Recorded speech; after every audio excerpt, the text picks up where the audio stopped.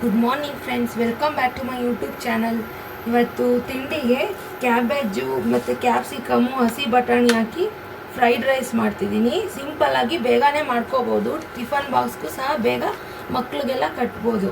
ಇದಕ್ಕೆ ಬೇಕಾಗಿರೋದು ಸಣ್ಣಗೆ ಚಾಪ್ ಮಾಡ್ಕೋಬೇಕು. ಕ್ಯಾಪ್ಸಿಕಮ್ ಒಂದು ತೊಗೊಂಡಿದ್ದೀನಿ, ಒಂದು ಸಣ್ಣದ್ರಲ್ಲಿ ಅರ್ಧ ಇದು ಕ್ಯಾಬೇಜ್ ತೊಗೊಂಡಿದ್ದೀನಿ, ಇದು ಸಹ ಸಣ್ಣಗೆ ಚಾಪ್ ಮಾಡ್ಕೋಬೇಕು.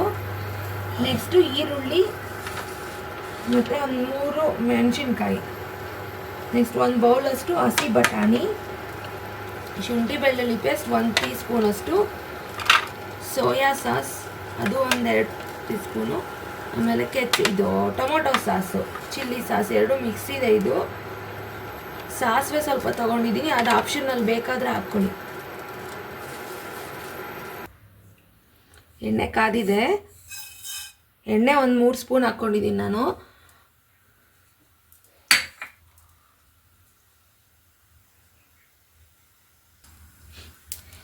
ನೆಕ್ಸ್ಟು ಸಣ್ಣಗೆ ಹಚ್ಕೊಂಡಿರೋ ಈರುಳ್ಳಿ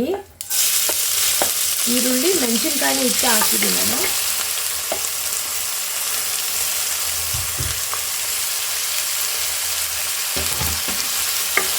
ಒಂದು 2 ನಿಮಿಷ ಬಾಡಿಸ್ಕೊಳ್ಳೋಣ.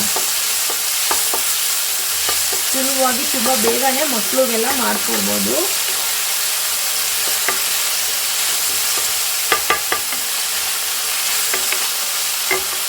ಇವಾಗ ಚೂರು ಶುಂಠಿ ಬೆಳ್ಳುಳ್ಳಿ ಪೇಸ್ಟ್ ಹಾಕ್ತೀನಿ. ಜಾಸ್ತಿ ಸ್ವಲ್ಪ 1 ಟೀ ಸ್ಪೂನಷ್ಟು ತೊಗೊಂಡಿದ್ದೀನಿ. ಜಾಸ್ತಿ ತಿನ್ನೋರಾದರೆ ಸ್ವಲ್ಪ ಹಾಕ್ಕೋಬೋದು.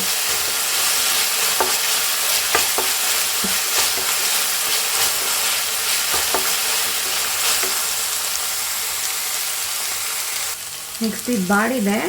ಇವಾಗ ಕ್ಯಾಪ್ಸಿಕಮ್ ಹಾಕ್ಕೋತೀನಿ. ಒಂದು ಕ್ಯಾಪ್ಸಿಕಮ್ ಸಣ್ಣಗೆ ಚಾಪ್ ಮಾಡ್ಕೋಬೇಕು.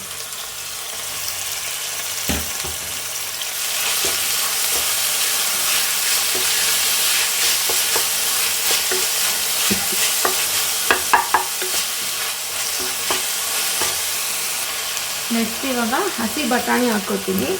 ನಾನು ಈ ಹಸಿ ಬಟಾಣಿ ಎಲ್ಲ ತೊಗೊಂಡು ಸುಲಿದು ಫ್ರೀಝರ್ ಒಳಗಡೆ ಇಟ್ಕೊಂಡಿರ್ತೀನಿ. ಒಂದು 4 ತಿಂಗಳಾದರೂ ಉಪಯೋಗಿಸ್ಬೋದು.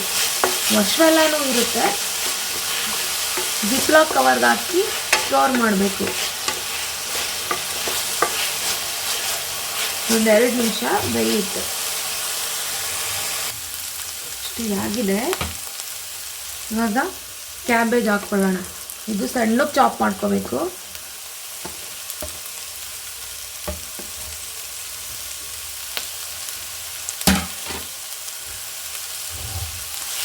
ಇದು ಒಂದು 5 ನಿಮಿಷ ಎಲ್ಲ ಫ್ರೈ ಮಾಡ್ಕೊಳ್ಳೋಣ ಚೆನ್ನಾಗಿ.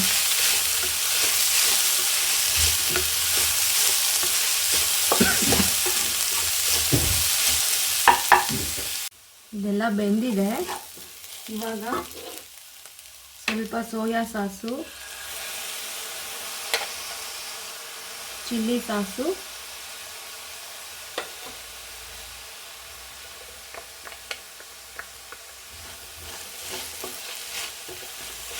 ಮತ್ತು ಉಪ್ಪು ಹಾಕೊಳ್ಳೋಣ.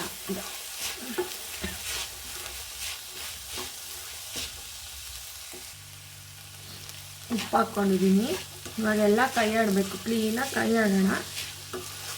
ಇವಾಗ ನೆಕ್ಸ್ಟು ಅನ್ನ ಸೇರಿಸ್ಕೋಬೇಕು.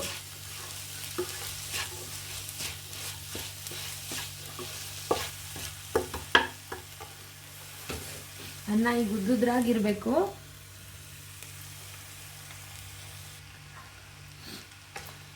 ಈಗ ಅನ್ನ ಎಲ್ಲ ಹಾಕ್ಕೊಂಡಿದ್ದೀನಿ, ಉಪ್ಪು ಎಲ್ಲ ಸಹ ಹಾಕ್ಕೊಂಡಿದ್ದೀನಿ. ಎಲ್ಲ ಕೈ ಆಡ್ಕೊಳ್ಬೇಕು. ಈಗ ರುಚಿಯಾದಂಥ ಕ್ಯಾಬೇಜ್ ಫ್ರೈಡ್ ರೈಸ್ ಮನೆಯಲ್ಲೇ ಮಾಡಿಕೊಡಿ ಮಕ್ಕಳಿಗೆ ಎಲ್ಲರಿಗೂ.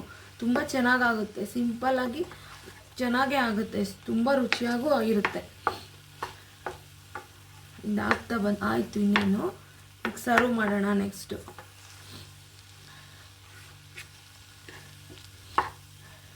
ಯಾರೆಲ್ಲ ಹೊಸ್ದಾಗಿ ನೋಡ್ತಿದ್ದೀರೋ ಪ್ಲೀಸ್ ನನ್ನ ಚಾನಲ್ ಸಬ್ಸ್ಕ್ರೈಬ್ ಮಾಡ್ಕೊಂಡು ನೋಡಿ. ಹೊಸಬ್ರಿಗೂ ಸಪೋರ್ಟ್ ಮಾಡಿ. ಇದಾಯಿತು. ಈಗ ಸರ್ವ್ ಮಾಡೋಣ ಪ್ಲೇಟ್ಗೆ.